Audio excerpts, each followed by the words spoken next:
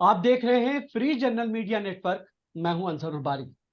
प्रधानमंत्री नरेंद्र मोदी 20 जून से लेकर के 24 जून तक, यानी तकरीबन 3 से 4 दिन तक अमेरिका के दौरे पर रहेंगे और उसके बाद 24 और 25 इजिप्ट के दौरे पर रहेंगे। और ये जो पूरा दौरा है उनका, ये सरकारी दौरा है, आधिकारिक दौरा है। स्टेट गेस्ट के तौर पर अमेरिका के प्रेसिडेंट जो बाइडेन साहब और जो फर्स्ट लेडी अमेरिका की हैं, उन्होंने उनको इनवाइट किया है। और सरकारी एक तरह से जो एक एजाज दिया जाता है, वो तमाम एजाजात यहाँ पर उनकी खिदमत में रखे जाएंगे। साथ ही साथ हम आपको ये भी बताते चले कि चूंकि प्रधानमंत्री पहली बार अमेरिका का विजिट नहीं कर रहे हैं, लेकिन ये जो दौरा है ये अपने आप में बिल्कुल अलग दौरा है, क्योंकि प्रधानमंत्री नरेंद्र मोदी के एजाज में जो बाइडेन साहब ने इस पूरे विजिट को, उनके अपने विजिट पे ये पूरा दौरा शुरू हो रहा है। तो इस दौरे को लेकर के काफी जो है अहमियत की नजर से देखा जा रहा है।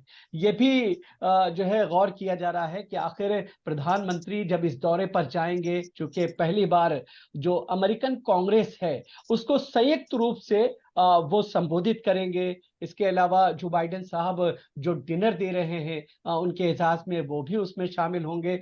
और उसके अलावा भी कई एक प्रोग्राम है जिसमें उनको शिरकत करना है। लेकिन सबसे दिलचस्प बात यह है कि जो अमेरिका और भारत की स्ट्रेटजी पॉलिसी है और जो साझेदारी है, अमेरिका की तरफ से बराबर पिछले कुछ दिनों से ये बात कही जा रही है कि भारत का दौरा, भारत के प्रधानमंत्री का अमेरिका का दौरा बहुत ही महत्वपूर्ण है। दोनों देशों को करीब लाने और रिश्तों को और ज्यादा मधुर और मजबूत बनाने के लिए ये दौरा किया जा रहा है। हालांकि इस दौरे से ठीक पहले कांग्रेस के वरिष्ठ नेता और पूर्व कांग्रेस अध्यक्ष राहुल गांधी अमेरिका में थे। वहां पर उन्होंने कई तरह के सवाल खड़े किए थे। लेकिन पिछले दिनों जिस तरह से अमेरिकन जो सरकार है उसके प्रशासन की तरफ से जो एक बयान सामने आया और ये कहा गया, जो एक लोकतंत्र को खतरे की बात वहां पर राहुल गांधी करते हुए नजर आ रहे थे, उसके बाद ये जो बयान आया सामने, उसमें साफ तौर पे ये कहा कि अगर भारत के लोकतंत्र को समझना है तो भारत के लोग, भारत यानी नई दिल्ली जाकर के देखना होगा और उन चीजों को समझना होगा। तो ये भी समझा जा रहा है कि क्या राहुल गांधी की जो विजिट थी वो कुछ कारगर हो पाई है या नहीं, प्रधानमंत्री का जो दौरा है कितना असरअंदाज होगा। कई तरह के यहाँ पर सवाल हैं। इस वक्त हमारे साथ 4 खास मेहमान जुड़े हुए हैं। हमारे साथ डॉक्टर असलम अब्दुल्ला साहब हैं, जो कि कैलिफोर्निया अमेरिका से इस वक्त हमारे साथ जुड़े हुए हैं, यूएसए हैं।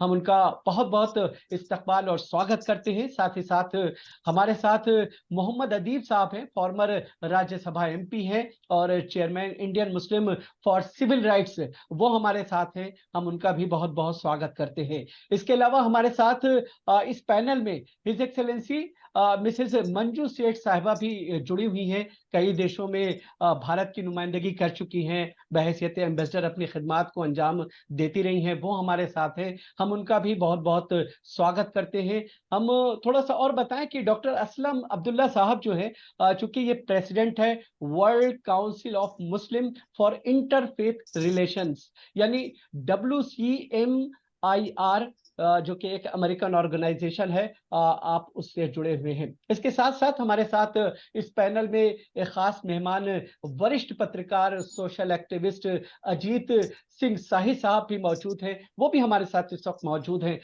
सबसे पहले हम अजीत आप ही के पास आएंगे, आपसे समझना चाहेंगे कि प्रधानमंत्री का चूंकि दौरा शुरू होने वाला है, उस दौरे को लेकर के बाइडेन प्रशासन इस वक्त किस तरह की तैयारियां करता हुआ नजर आ रहा है, क्या कुछ माहौल वहां पर दिखाई दे रहा है?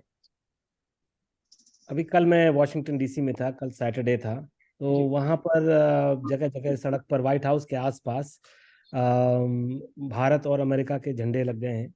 जी और काफ़ी मुस्तैदी से यहाँ तैयारियां चल रही हैं। जी। ये एक बहुत अहम विजिट है इंडिया के प्राइम मिनिस्टर की, और हम्म यूएस इंडिया रिलेशनशिप के लिए ये एक बहुत बड़ा माइलस्टोन भी है, ये मील का हम्म पत्थर है ये। हम्म जैसा कि आप हजरात को मालूम होगा कि यहाँ पर मोदी आ रहे हैं, उनको स्टेट डिनर मिल रहा है और वो joint session of US Congress को एड्रेस करेंगे। तो बाइडेन के कार्यकाल में, बाइडेन जनवरी 2021 से, यानी करीबन करीबन 2.5 साल से बाइडेन राष्ट्रपति हैं अमेरिका के। और इन 2.5 सालों में उन्होंने सिर्फ 2 लोगों को इसके पहले स्टेट गेस्ट करके बुलाया है। इसमें एक फ्रांस के राष्ट्रपति मैक्रोन साहब हैं, और अब उन्होंने मोदी जी को बुलाया है और वो यहाँ पर आ रहे हैं। तैयारियां जबरदस्त हैं। उसकी एक वजह, बड़ी वजह ये है कि जो भारत और अमेरिका के बीच रक्षा सौदे हैं, वो बहुत हाई लेवल पर पहुंच गए हैं। अभी परसों नरसों खबर आई थी कि $3 बिलियन के खर्चे पर भारत अमेरिका से करीब 31 ड्रोन खरीदेगा, जो आर्मी, एयरफोर्स, नेवी सभी लोग इस्तेमाल करेंगे। साथ ही ये भी संभावना है, ये भी मालूम पड़ता है कि जब यहाँ पर मोदी रहेंगे तो जनरल इलेक्ट्रिक, जो कि अमेरिकन कंपनी है, और जो हिंदुस्तान एरोनॉटिक्स है, जो भारतीय कंपनी है, उनके बीच एक करार होगा। और जनरल इलेक्ट्रिक के जो हवाई जहाज के, लड़ाकू विमान के जो इंजन बनाते हैं, उनके उत्पाद के लिए भारत में फैक्ट्री लगा के उनके उत्पाद के लिए इस पर उनका समझौता होगा। साथ ही अभी पिछले हफ्ते, इस हफ्ते जो बीता हफ्ते, इसके पिछले फ्राइडे को, शुक्रवार को, यानी आज से करीबन आप समझिए 9 दिन पहले, एयर इंडिया ने ये एक अनाउंस किया उन्होंने कि उन्होंने जो आज फरवरी में अमेरिका की बोइंग कंपनी के साथ 220 हवाई जहाज खरीदने की डील की है, उसमें उन्होंने प्री पेमेंट कर दिया। तो ये नहीं बताया उन्होंने कि कितना प्री पेमेंट किया है, लेकिन वो डील $34 बिलियन की थी। तो $34 अरब की वो डील है, और उसमें प्री पेमेंट इंडस्ट्री नॉर्म, जो अखबार वगैरह लिख रहे हैं, बिजनेस स्टैंडर्ड वगैरह के इंडस्ट्री नॉर्म है कि 30% वो प्री पेमेंट तक होता है। तो अगर हम 34 बिलियन का 30% लगा लें तो $9 बिलियन है। तो 3 बिलियन तो अभी ये ड्रोन खरीदेंगे। 9 बिलियन उन्होंने पिछले हफ्ते एयर इंडिया ने बोइंग को दिया है, वो भी एयर इंडिया का अपना पैसा नहीं है, बैंकों का पैसा है। तो $12 बिलियन ये हो गए। बाकी जनरल इलेक्ट्रिक की डील है। बाकी अभी पिछले हफ्ता 5 जून को अमेरिका के रक्षा मंत्री जो है लॉयड ऑस्टिन, वो दिल्ली होकर आए हैं, और लॉयड ऑस्टिन ने वहाँ भारत के रक्षा मंत्री राजनाथ सिंह के साथ एक समझौता किया है। उस समझौता का नाम है road map for joint defence industrial production. Joint defence industrial production यानी संयुक्त रक्षा निर्माण के, रक्षा उत्पाद के निर्माण की जो रोड मैप है, उसको उन्होंने कायम किया है। भारत में ये निर्माण शुरू होगा। और आज अगर अभी आप थोड़ी देर पहले की खबर देखेंगे तो बहुत सारी टेक्नोलॉजी है जिसके ट्रांसफर की बात चल रही है कि अमेरिका उन टेक्नोलॉजी को ट्रांसफर करेगा। तो अमेरिका और भारत के रिश्तों के लिहाज से ये शायद सबसे महत्वपूर्ण, किसी भी भारतीय प्रधानमंत्री की ये सबसे महत्वपूर्ण यात्रा है। आपने एक छोटी बात ये भी कही कि डेमोक्रेसी की बात हुई, और अमेरिका और जो व्हाइट हाउस के जो स्पोक्स पर्सन थे, उन्होंने कहा कि भाई डेमोक्रेसी है, आप इंडिया में जाकर देख लीजिए, सड़क पे दिल्ली में उतर के देख लीजिए, डेमोक्रेसी ही डेमोक्रेसी है। तो क्योंकि मेरा काम ऐसा है यहाँ पर कि मैं अमेरिकी सरकार के तमाम नुमाइंदों से मेरी मुलाकात होती है, जो इनका विदेश मंत्रालय है, जैसे ये डिपार्टमेंट ऑफ स्टेट कहते हैं, वहाँ पर मेरा जाना होता है, मिलना होता है अधिकारियों से। साथ ही साथ में व्हाइट हाउस है, उसके साथ जो इनकी राष्ट्रीय सुरक्षा सलाहकार है, जो परिषद है, नेशनल सिक्योरिटी काउंसिल, उनसे भी मेरी भेंट होती है। और जो यहाँ के संसद सदस्य हैं, जो अमेरिका में संसद को बोलते हैं, कांग्रेस कहते हैं उसे, तो कांग्रेस पर्सन यहाँ पे, उनसे मुलाकात होती है। तो ये मैं आपको अपनी जानकारी के आधार पर कह सकता हूँ कि भारत में जो लोकतंत्र की जो गिरती हालत है, वो किसी से छुपी नहीं है। वो लोगों को न केवल यहाँ जाहिर है, बल्कि लोग उसको लेकर बिल्कुल भी मुतमईन नहीं है, और काफी ज्यादा इस बारे में सोच होती है, परेशान भी हैं लोग। लेकिन वो ये नहीं समझ पाते हैं कि अब इसमें हम करें तो क्या करें, क्योंकि भारत में वो कहते हैं कि देखिए मोदी चुनाव जीत कर आए हैं, और अब भारत जो है दुनिया का सबसे सर्वाधिक आबादी वाला मुल्क बन गया है। और खास तौर से जब की बात छुपी नहीं है कि चीन को लेकर भारत और चीन में, अरे अमेरिका और चीन में अब दुश्मनी नहीं कहेंगे तो दोस्ती भी नहीं रह गई है। अब उनके स्पर्धा है कि अब दुनिया में सबसे बड़ा मुल्क और सबसे शक्तिशाली मुल्क कौन सा होगा। तो उसको लेकर उनको समझ में ये आ रहा है कि हमारे पास कोई रास्ता नहीं है सिवाय इसके कि हम भारत से दोस्ती करें। और एक आखिरी बात ये कहूंगा, उसके बाद आप बाकी सब लोगों को भी सुनना चाहूंगा मैं, कि एक चीज जो मुझे समझ में आती है, और ये अमेरिका की ये बड़ी एक दुर्भाग्य की बात है कि अमेरिका को इससे मतलब नहीं होता है कि कहाँ पर लोकतंत्र है, कहाँ पर नहीं है। आमतौर पर हमने इतिहास में ही देखा है कि अमेरिका को वही मुल्क ज्यादा पसंद आते हैं जहाँ लोकतंत्र का हनन होता है, जहाँ तानाशाह बैठे होते हैं। और अब लोगों ने यहाँ पर कहना शुरू कर दिया है पीछे पीछे हम लोगों से बातचीत में कि देखो भाई, मोदी के होने से हमें फायदा ये है कि फैसला बड़ी जल्दी हो जाता है इंडियन गवर्नमेंट की तरफ से, क्योंकि वहाँ कोई विपक्ष नहीं है और कोई वहाँ पर कोई आवाज उठाने वाला नहीं है। और ये बात इसलिए सही है क्योंकि जो अभी परसों इन्होंने घोषणा की है कि हम अमेरिका जाके $3 बिलियन के ड्रोन खरीदेंगे।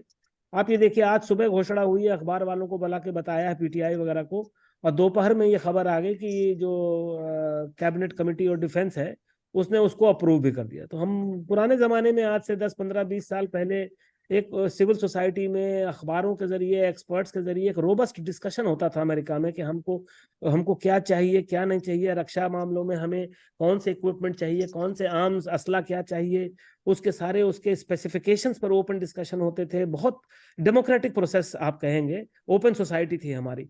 अब क्या है कि अब किसी की हिम्मत नहीं है बोलने नहीं, की। वो चीज हम लोगों ने जो है ये भी देखा, जब आपको याद होगा कि न्यूक्लियर डील का मामला आया था, जी सरकार हाँ, गिरने तक की नौबत आ गई थी। बिल्कुल बिल्कुल बिल्कुल। लेकिन अब जो है, अब देखिए, राहुल गांधी आए थे तो मैं मिला भी था उनसे यहाँ पर। उनके 4-5 कार्यक्रम हुए थे तो हमने रजिस्टर करके हम गए थे उनके कार्यक्रमों में। और वो बंद कमरे में खास तौर से, और सामने भी उन्होंने ये कहा कि भाई विपक्ष जो है बहुत डरा हुआ है भारत में। और हम लोगों को बता रहे थे, हम लोग एक जगह बैठे हुए 4-5 लोग उनसे बात कर रहे थे, तो वो बोले कि जिस दिन मुझे लोकसभा से निकाला गया है, बोले हर विपक्षी नेता का मेरे पास फोन आया और बहुत डरे हुए हैं सब लोग। और अब देखिए, तमिलनाडु के मंत्री को गिरफ्तार कर लिया उन्होंने। तो ये हालात जो है भारत में, ये अमेरिका में किसी से छुपे नहीं है, सरकार से भी छुपे नहीं है। और दो धड़ हैं यहाँ अमेरिकी सरकार में। एक धड़ ये कहता है कि हमें क्या लेना देना, हमें काम से मतलब है। और एक जो कि हम जानते हैं, एक चीज होती है मिलिट्री इंडस्ट्रियल कॉम्प्लेक्स। तो अमेरिका की विदेश नीति तो लगभग एक तरीके से, मोटे तरह से देखा जाए तो मिलिट्री इंडस्ट्रियल कॉम्प्लेक्स ही चलाता है वो। उसमें हम एक बहुत बड़े अधिकारी से हमारी बात हो रही थी, अभी 10 दिन पहले पुरानी बात है, बहुत सीनियर अधिकारी, नाम मैं नहीं लूंगा। तो हमें हंस के कहने लगे कि देखिए, आपको लगता है ये बाइडन और मोदी की दोस्ती है, बोले ये सिर्फ 2 आदमी हैं, इनकी 2 शक्लों पे मत जाइए। कोई भी राष्ट्रपति होगा और कोई भी प्रधानमंत्री होगा इंडिया का, आज की तारीख में ये रिश्ता जो है, ये बिजनेस चला रहा है, अमेरिकन बिजनेस चला रहा है। इनको बिलियंस ऑफ डॉलर्स दिख रहे हैं। और दुर्भाग्य की बात है कि हमारे मोदी जी हमारे अमेरिका, भारत के पैसे जो है वो अमेरिकियों के सामने फेंक रहे हैं, जिससे कि उनको ये सब फायदा हो सके, अमेरिका इनकी जय जयकार करे। और कोई इस पर सिविल सोसाइटी में कोई डिस्कशन नहीं है इंडिया में कि हमारी क्या जरूरत है, हमें क्या चाहिए, हमें क्या खरीदना है, कौन सा असला चाहिए। अमेरिकियों को ये दिख रहा है कि रूस से हम अलग खींच लेंगे इंडिया को, और हम अपना असला ढेर सारा बेचना शुरू कर देंगे। भाई, यहाँ पे मैं अपनी बात खत्म करता हूँ क्योंकि अभी बिल्कुल। बहुत चूंकि हमारे जी, साथ खास तौर डॉक्टर से मैं मंजू मंजू भी जी हैं। को सुनना जी, चाहूंगा। बिल्कुल, मंजू जी डॉक्टर के मंजू भी हैं। डॉक्टर मंजू, अगर आपसे हम समझना चाहें, जिस तरह का एक मंजरनामा अजीत शाही साहब ने पेश किया है, जाहिर है कि आप डिप्लोमेसी की बारीकियों को समझती हैं। आप की नजर से अगर हम इस पूरे विजिट को देखना चाहें, आप इसे किस तरह से देखेंगे?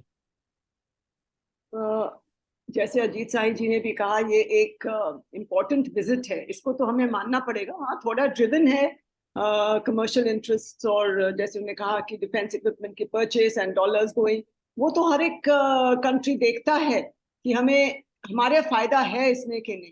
उसके बिना इंटरनेशनल रिलेशंस काम नहीं करते हैं। Nobody talks to each other unless हमारा सेल्फ इंटरेस्ट ना हो। ना हम बात करेंगे ना वो बात करेंगे। अब देख ही रहे हैं कैसे, और कैसे ऑपोजिशन भी हमारे यहाँ, इन्होंने कहा कि कोई बोल नहीं रहा है, बट मुझे लगता है कि थोड़ा सा मैं ऑपोजिशन को फॉल्ट करूंगी कि पार्लियामेंट में उन्होंने बहुत बॉयकॉट किया। इंस्टेड हमको अच्छा लगता अगर वो वहां जाके अपना जो भी इसको डिस्कशन में डालते, हर एक चीज को, हर एक मुद्दे को, rather than boycott. But anyway, that's a separate issue. मैं उस पर कमेंट नहीं करना चाहूंगी।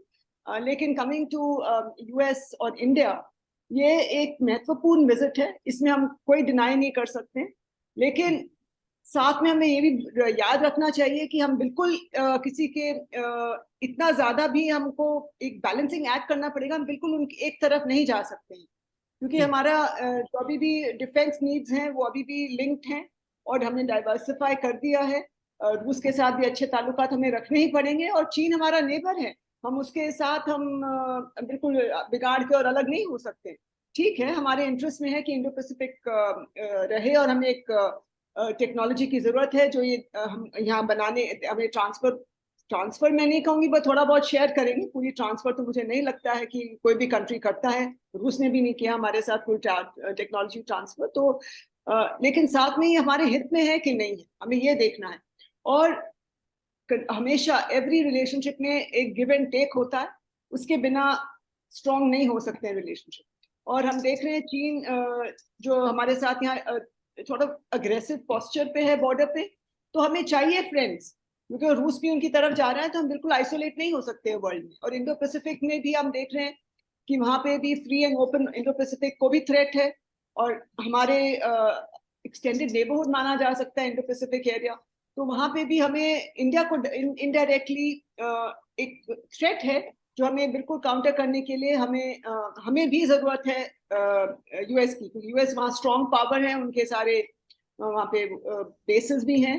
तो एक जरूरत हमारी भी है कंट्री की, और हमारे सिक्योरिटी इंटरेस्ट और हमारे स्ट्रेटेजिक इंटरेस्ट में हम जहाँ मैच करेंगे, हम बिल्कुल उनके साथ हमें उनके अपने रिलेशनशिप बढ़ाने चाहिए। और मुझे लग रहा है कि इस विजिट में ये जरूर ये सब चीजें डिस्कस की जाएंगी।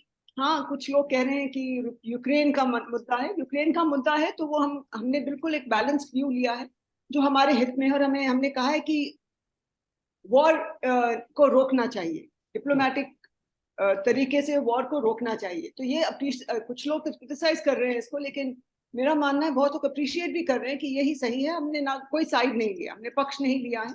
और कभी कभी पहले भी आप हम जब नॉन लाइन के उसमें थे हिस्से leader one of the leaders, तो तब भी हम यही non we didn't want to align, और इस वक्त भी एक स्ट्रेटेजिक ऑटोनॉमी का हम एक सॉर्ट ऑफ पॉलिसी फॉलो कर रहे हैं, जो मुझे लगता है इंडिया के हित में। अच्छा, एक चीज जिस तरफ जो है अभी अजीत शाही साहब इशारा कर रहे थे कि हिंद महासागर से लेकर के अंतरिक्ष तक कई तरह के डील होनी है, कई तरह के समझौते होने हैं।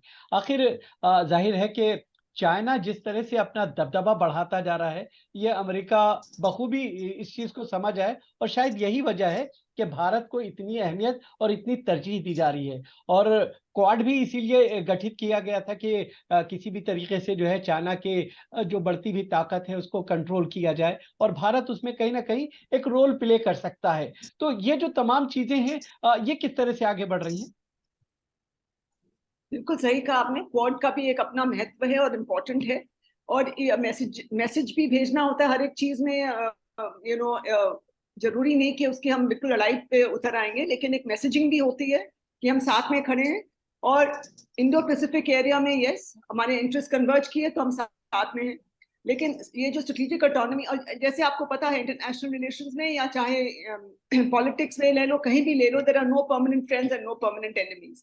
हम अभी देख रहे हैं यूएस एंड चीन का भी हम देख रहे हैं कि अब शायद वहां पे उनके फॉरेन मिनिस्टर फॉरेन सेक्रेटरी जा रहे ब्लिंकन हैं। साहब जी, ब्लिंकन साहब विजिट कर रहे हैं। हाँ, ब्लिंकन साहब जा रहे हैं, तो इससे परमानेंट कोई हम ये नहीं सोच के चलें कि परमानेंट एनिमीज हैं वो। सबका परमानेंट इंटरेस्ट होते हैं एज से, सो परमानेंट इंटरेस्ट है, तो इसलिए हमें भी अपना अवेयर रहना चाहिए इस बात के लिए, और केयरफुल रहना चाहिए और चौकन्ना रहना चाहिए। एंड अपने सॉर्ट ऑफ ब्लाइंडली किसी भी साइड पे हम नहीं फॉलो करेंगे, और नहीं करना चाहिए। और मैं देख रही हूँ स्ट्रेटेजिक ऑटोनॉमी का जो हमारा पॉलिसी है, और हमने ये भी प्रमोट कर रहे हैं कि multi alignment and multi lateral प्लूरीलैटरल kind of world जो बनता चला जा रहा है, उसी में हम लोग उसी में काम कर रहे हैं। एससीओ में आप देख रहे हैं हम रूस और चीन के साथ भी काम कर रहे हैं, बातचीत कर रहे हैं।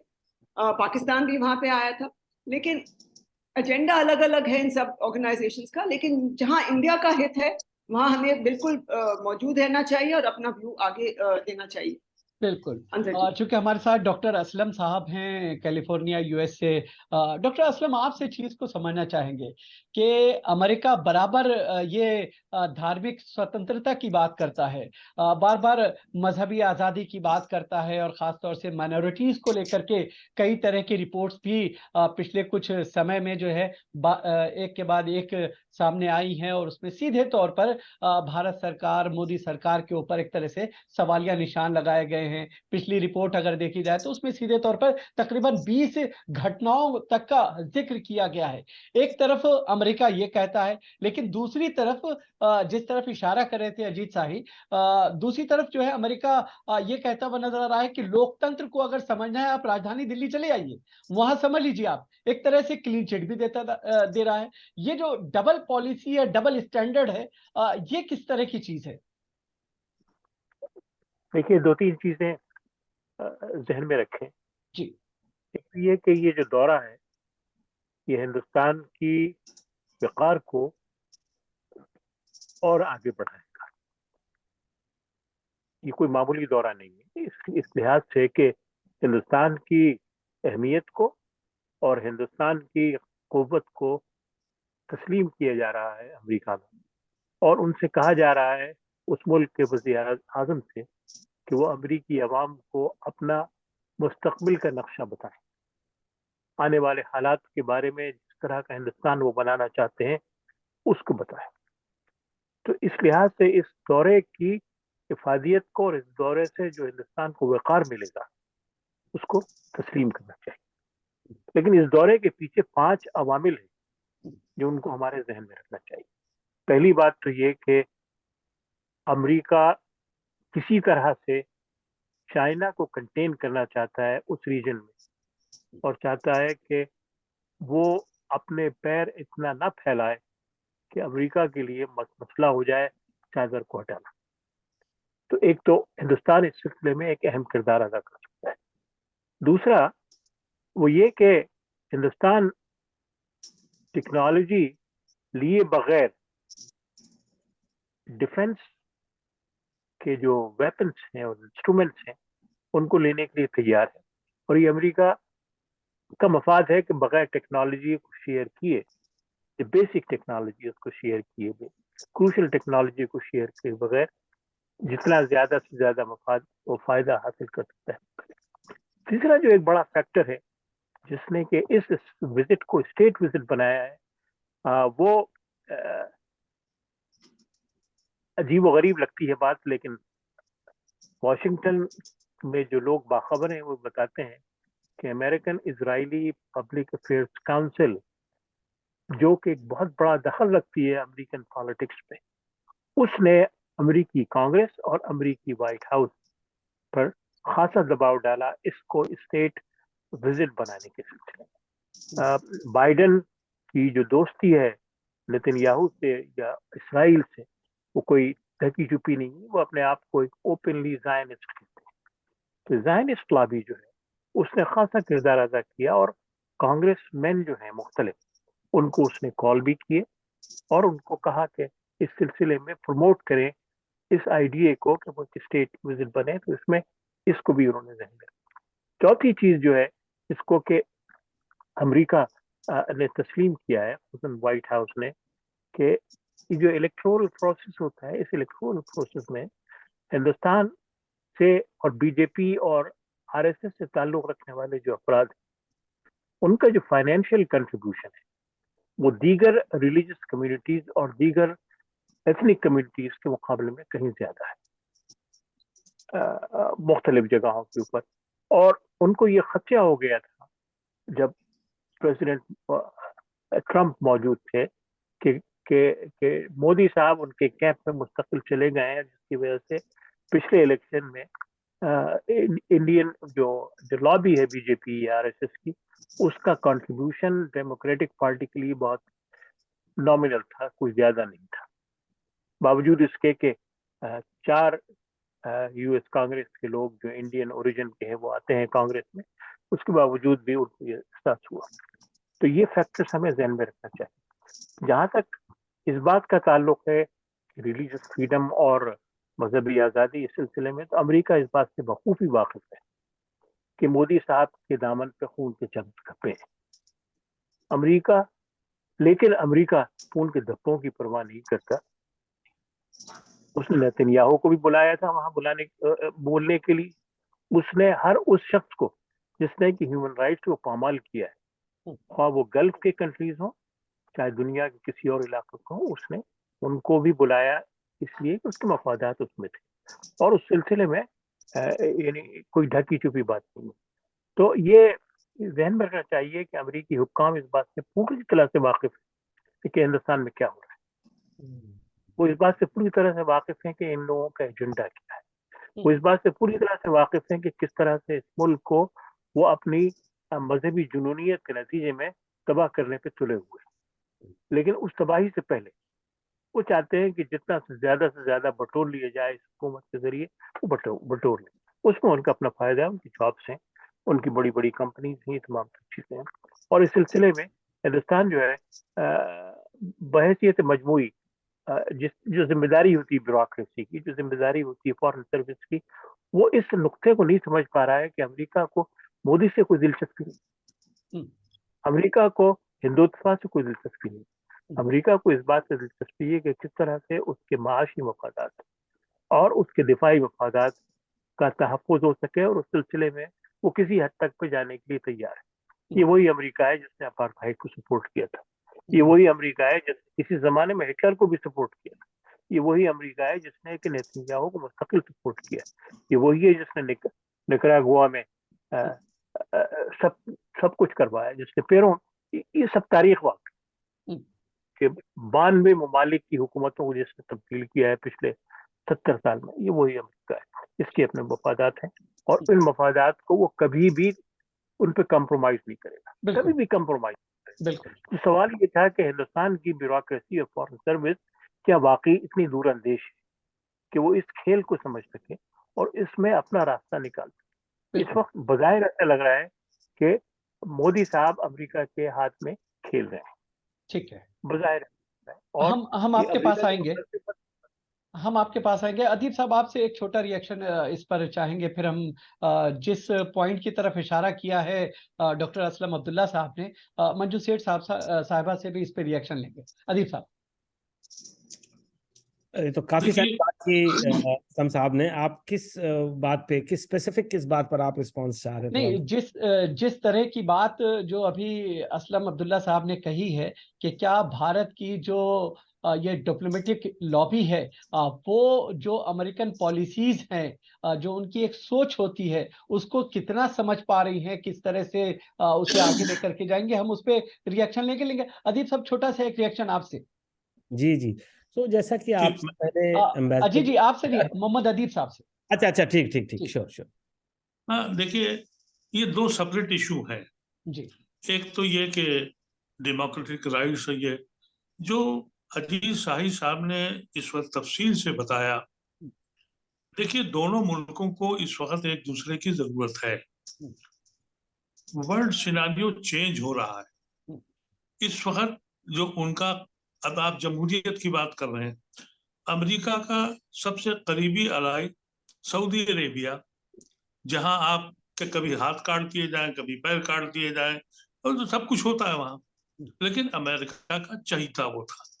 अब वो रशिया जा रहा है और इधर जो सिनारियो बदला है, जिसमें रशिया और चाइना और यूक्रेन के मसले पर पूरी दुनिया का फिर एक नया तबका, यानी जो तब उम्मीद नहीं थी कि भाई तुर्की में वो अर्दगान फिर वापस आ जाएंगे, जो उस लॉबी रशिया की तरफ जा रहे हैं नाटो के मेंबर होके। हिंदुस्तान इतना बड़ा मार्केट है, इसको कोई मुल्क छोड़ ही नहीं सकता है। आप अवाम की बात अलग छोड़ दीजिए, हुकूमतें हिंदुस्तान को वापस कोई छोड़ने की उम्मीद ही नहीं है। मैं तो ये सारा क्रेडिट उस वक्त, बहुत जमाने से कहता हूं कि जो मनमोहन सिंह का क्रेडिट था कि उसने हिंदुस्तान को एक मार्केट बना दिया। हम लोग अपनी जवानी में ये सुनते थे कि भाई ये फकीरों का मुल्क है, खाए जा रहे हैं, दुनिया का पैसा खा रहे हैं, लेकिन वो जो मार्केट बन गया, इतनी बड़ी मार्केट, उसको दुनिया का कोई मुल्क नहीं छोड़ सकता। अमेरिका को हिंदुस्तान के साथ आना है। हिंदुस्तान में भी इस वक्त जरूरत है उनको, बहुत अहम, जैसे बताया इन्होंने। और सबसे बड़ी बात यह है, जो मुझे एक, क्योंकि सियासी गलियारों में घूमता हूँ, हिंदुस्तान के लिए एक ये फायदे का सौदा तो होने जा रहा है, लेकिन इसकी निगाह कुछ और भी है, क्योंकि इलेक्शन भी है।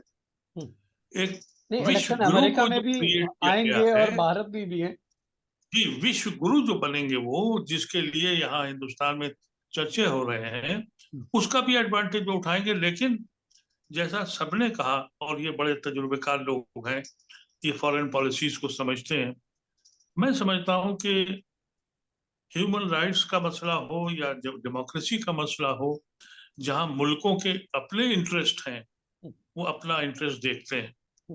अमेरिका अपना इंटरेस्ट देख रहा है, हमको भी अपना इंटरेस्ट देखना है, हमारे कंट्री को अपना इंटरेस्ट देखना है।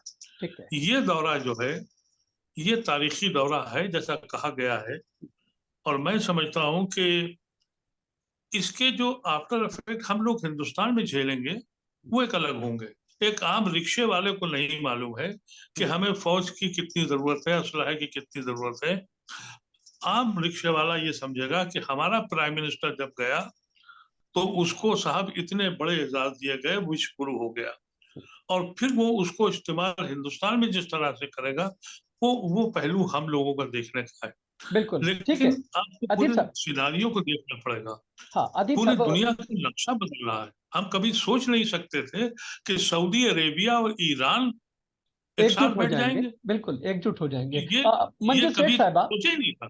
बिल्कुल मंजू जी। सेठ साहिबा, जिस तरफ इशारा किया जो हम समझना चाह रहे थे, बहुत कम शब्दों में जानना चाहेंगे। असलम साहब ने जिस तरफ इशारा किया है कि क्या भारत की डिप्लोमेसी इस चीज को समझ पाएगी?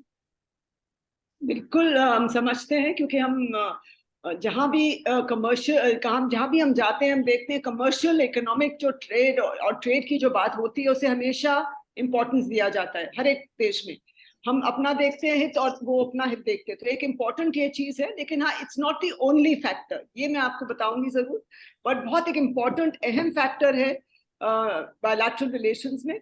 लेकिन ये मैं नहीं कह सकती कि कंप्लीटली इसी की वजह से पूरा हमारा बायलैटरल रिलेशन बेस्ड है किसी भी कंट्री के साथ। और अमेरिका के साथ भी डायस्पोरा हमारा बहुत वहाँ पे स्ट्रांग है, गुड पोजीशंस में है और इन्फ्लुएंशियल पोजीशंस में है इस वक्त, और कंट्रीब्यूट कर रहे हैं इकोनॉमी को वहाँ की भी, और हमारी कंपनीज ने भी जाके वहाँ किया है। तो इसलिए एक ये इम्पोर्टेंट फैक्टर है, but not the only factor. और ये हम अच्छे भी समझते हैं, बहुत बहुत डिप्लोमैट्स भी शुक्रिया। समझते हैं, चूंकि और हर तरह से। समय खत्म हो गया, बहुत बहुत शुक्रिया। आप तमाम मेहमान हमारे साथ जुड़े, बहुत माफी के साथ कि हम सिर्फ एक एक रिएक्शन ले पाए हैं, बहुत लेकिन शुक्रिया। हम आगे भी इस मसले पर गुफ्तगू का सिलसिला जारी रखेंगे। तो आज की इस बहस में फिलहाल इतना ही, इजाजत दीजिए, आदाब।